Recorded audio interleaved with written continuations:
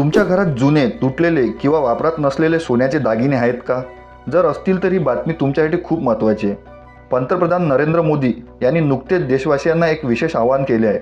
परदेशातून नवीन सोने आयात करण्याऐवजी घरात पडून असलेले जुने सोने पुन्हा वापरात आणा. पण मोदींनी असे आवाहन का केले? भारताकडे नेमके किती सोने आहे आणि यामुळे देशाला हजारो कोटी रुपयांचा फायदा कसा होऊ शकतो? आजच्या व्हिडिओमध्ये आपण सविस्तर जाणून घेणार आहोत. भारताकडे किती सोने आहे?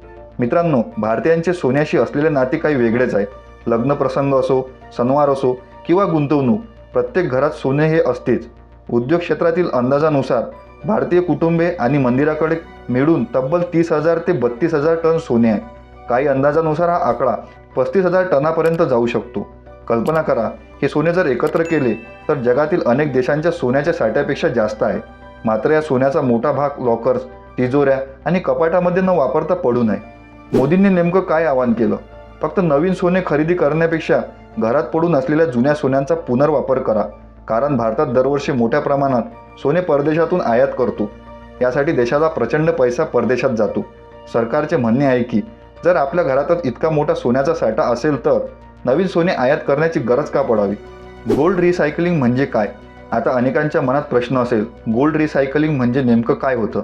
मित्रांनो, जुने दागिने, तुटलेले अलंकार, जुन्या सोन्याच्या नाण्या किंवा वापरत नसलेले सोन्याचे दागिने हे सर्व गोळा करून त्याचे शुद्धीकरण केले जाते.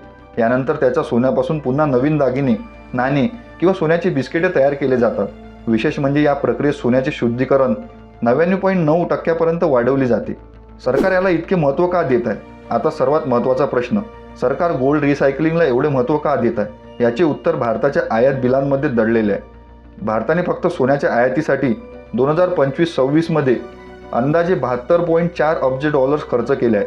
भारतीय रुपयांमध्ये बोलले झाले तर ही रक्कम जवळपास 6,89,000 कोटी रुपयापेक्षा जास्त आहे. म्हणजेच आपल्या देशातील मोठ्या प्रमाणातील पैसा परदेशात जात आहे. हे सोने देशात उपलब्ध झाले तर परकीय चलनाची मोठी बचत होऊ शकते. आयात किती कमी होऊ शकते?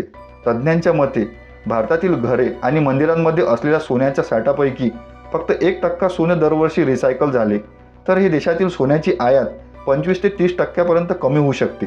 यामुळे परकीय चलनाची बचत होईल, देशाचे आर्थिक स्थैर्य वाढेल, देशांतर्गत दागिने उद्योगाला चालना मिळेल, रोजगार निर्मिती होईल. लोक खरंच तयार आहेत का?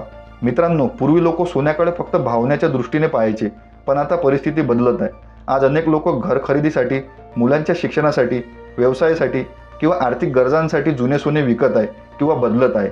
अनेक मोठ्या ज्वेलर्स कंपन्या आता जुने सोने घेऊन नवीन दागिने घेण्याची सुविधा देत आहे. काही ठिकाणी तर कोणतेही कपात न करता नवीन डिझाईनचे दागिने दिले जात आहे.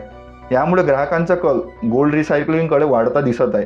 तर मित्रांनो, मोदींचे गोल्ड रिसायकलिंगचे आव्हान हे केवळ सोन्याबद्दल नाही तर देशाच्या अर्थव्यवस्थेला मजबूत करण्याचा एक मोठा प्रयत्न आहे. तुमच्या मते घरात पडून असलेले जुने सोने रिसायकल करणे योग्य आहे का? तुमचे मत कमेंटमध्ये नक्की सांगा. व्हिडिओ आवडला असेल तर लाईक करा, शेअर करा आणि अशाच अर्थकारण, राजकीय योजना आणि महत्त्वाच्या अपडेटसाठी चॅनलला सबस्क्राईब करायला विसरू नका.